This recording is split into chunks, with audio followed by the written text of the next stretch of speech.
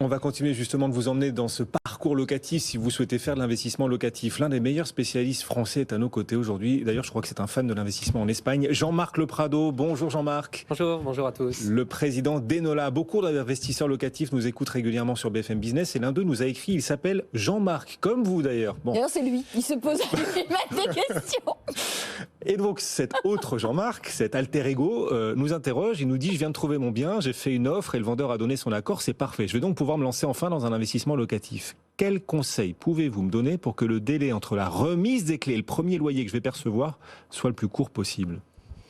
Alors je commencerai par dire que c'est une très très bonne chose d'essayer d'anticiper ça au maximum, parce qu'effectivement on voit souvent des gens qui suivent les étapes les unes après les autres en fait sans trop anticiper, et en fait finalement le secret il est dans l'anticipation des différentes étapes liées à l'investissement immobilier. J'en déduis que Jean-Marc a bien d'ailleurs validé le prix de son bien et le loyer prévisionnel. S'il en est au stade où il a fait une offre et que cette offre a été acceptée, à voir si c'est à l'oral ou à l'écrit, ça sera un point important sans doute, mais en tout état de cause, j'en déduis qu'il a déjà validé ces aspects-là. Bon, alors imaginons que cette étape est bien validée. Quels sont vos conseils pour la suite de l'opération d'investissement locatif, Jean-Marc? Pour répondre à l'autre Jean-Marc. Ouais, si c'est une proposition orale qui a été acceptée, moi je lui conseille tout de suite de faire un écrit. Alors selon qu'il est passé par une agence ou en général ce sont des écrits, s'il est passé en direct avec un particulier, formaliser une offre par écrit et surtout la faire accepter par le vendeur est un élément important. Parce que je vous rappelle que l'acheteur n'est pas impliqué en fait définitivement par une offre écrite. En revanche, le vendeur, s'il accepte de vendre un bien à un prix donné et qu'il signe une offre, lui, il est engagé. Donc, de manière à ficeler un petit peu plus le vendeur, je serais assez enclin à faire cela. Et puis, deuxième chose, une fois que cette étape-là est passée, très souvent, on n'a pas eu, quand on a fait une offre et qu'elle a été acceptée, on a fait une visite ou deux visites, mais on n'a pas encore tous les documents.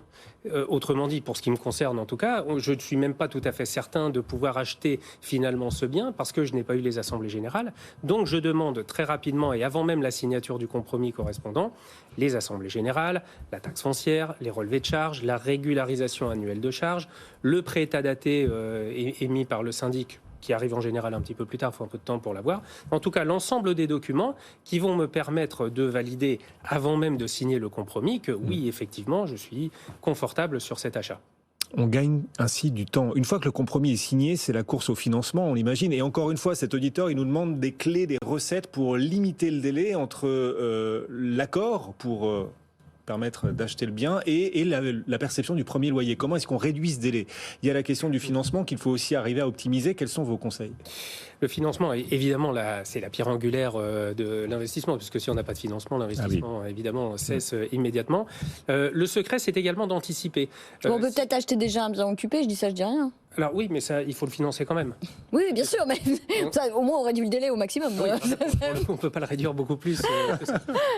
Mais vous l'aviez pas vu venir. Mais il y a des risques inhérents. Il y a des risques inhérents à acheter un bien déjà occupé, spécifiques liés à cela.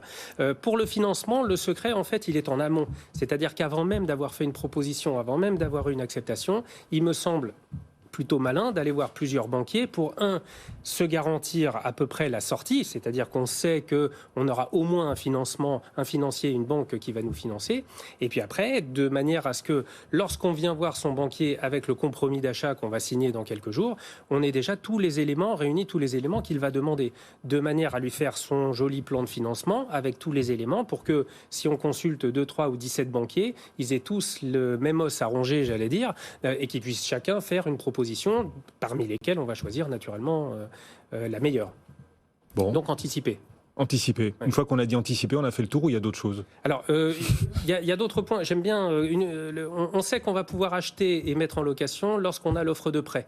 Donc, c'est vraiment lorsqu'on a négocié son crédit, le plus en amont possible, qu'on a obtenu, on a choisi le meilleur, traiter le problème des assurances ou des délégations d'assurance en amont également, se renseigner sur qu'est-ce qui va être le plus pertinent, comment mener la négociation avec la banque. Mais en l'occurrence, une fois qu'on a une offre de prêt entre les mains, c'est à ce moment-là qu'on a la certitude absolue de pouvoir enchaîner sur l'acte chez le notaire définitif et puis la mise en location. À partir de cet instant, déclencher la mise en gestion. Si on décide de passer par une agence, il faut que l'agence ait été choisie en amont. Mais en tout cas, c'est à ce moment-là qu'on signe le mandat de gestion. Si on a décidé de louer soi-même le bien, de prendre soi-même en direct la gestion, il faut que l'annonce paraisse l'avant-veille de l'acte notarié pour que les appels commencent à arriver, qu'on puisse les filtrer et qu'on commence à faire ces visites. Si on devient propriétaire à 11h, l'idéal c'est de commencer ces visites vers 13h. Ou les travaux. Si on a besoin de faire des travaux, d'avoir fait passer les entreprises avant même d'être devenus propriétaires, les vendeurs sont en général... Sauf si on est... Enfin, tout ce que vous dites là, évidemment, c'est sur des marchés détendus, parce qu'à Paris, globalement, vous passez l'annonce à 12h, à 12h12, il est loué, l'appartement. Oui, mais il n'y a pas que Paris. Non, mais je sais bien, mais ce que je veux dire, c'est avis à ceux qui font de l'investissement locatif dans des villes tendues, je parle de Paris, parce que c'est le meilleur exemple, mais dans des villes tendues, peut-être que ça vaut presque plus le coup de prendre un peu son temps et de ne pas agir dans la précipitation. Moi, je ne trouve pas que ce soit précipité d'anticiper les choses. Non, mais je posais la question. Et le dossier, le 15 du mois, sera aussi bien sur votre compte avec un loyer plutôt que le mois d'après, pour avoir dit que finalement, on allait prendre plus son temps. Et on est en train d'essayer, vous êtes en train d'essayer d'apporter des clés à ceux qui nous suivent pour donc réduire le délai entre les clés, on obtient les clés de l'appartement, du bien, et la mise en location, la perception du premier loyer. Réduire au maximum ce délai. Sauf que il y a un sujet qui va monter en puissance, c'est le sujet des diagnostics de performance énergétique, des travaux de rénovation énergétique qu'il va falloir faire,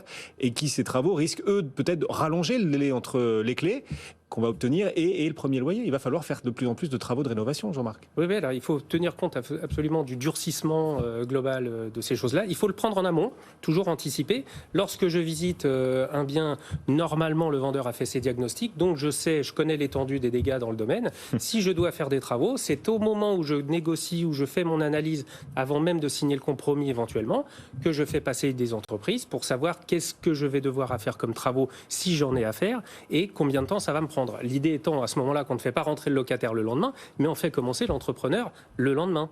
Je deviens propriétaire, mes devis sont signés, sont acceptés, les travaux démarrent et j'optimise au maximum. Si l'entrepreneur n'a pas trop de demandes, parce que tout le monde va vouloir faire des travaux en même temps, il faut que l'entrepreneur soit disponible. Vous avez raison, c'est un nouveau risque qui vient s'ajouter à ceux de l'investissement à l'étranger. Ce sera peut-être l'objet d'une prochaine intervention, mais effectivement, c'est un risque qu'il faut voir. Ça va être de plus en plus difficile d'acheter des passoires thermiques. Ah, ça c'est sûr. Oh, pas sûr si on peut négocier à la baisse les prix, pardon. Oui, mais encore faut-il avoir les entrepreneurs pour faire les travaux dans un... Pour faire de l'investissement locatif, oui, mais on peut s'acheter une passoire pour soi. Ah oui, absolument. Mais il y aura toujours des travaux et du délai. Aude au passoir, c'est sur BFM Business. Merci à tous les deux. C'est bien utile. De nous avoir rejoint. Jean-Marc Le Prado, le président d'Enola. Merci Jean-Marc d'être passé nous voir. Et Culower, c'est ça? Culower. Pour ceux qui ne veulent pas gérer totalement en direct et être assistés. QLO. Oui. Qu'est-ce qu'il y a, Marie? Non, c'est bien, c'est un beau thème, ça, l'assistanat en ce moment. Pardon.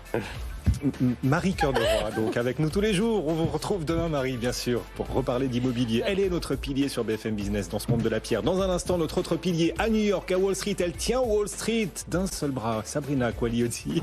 Bonjour Sabrina. Dans un instant, Wall Street va ouvrir. On va vous rejoindre, bien sûr, à New York en direct. À tout de suite.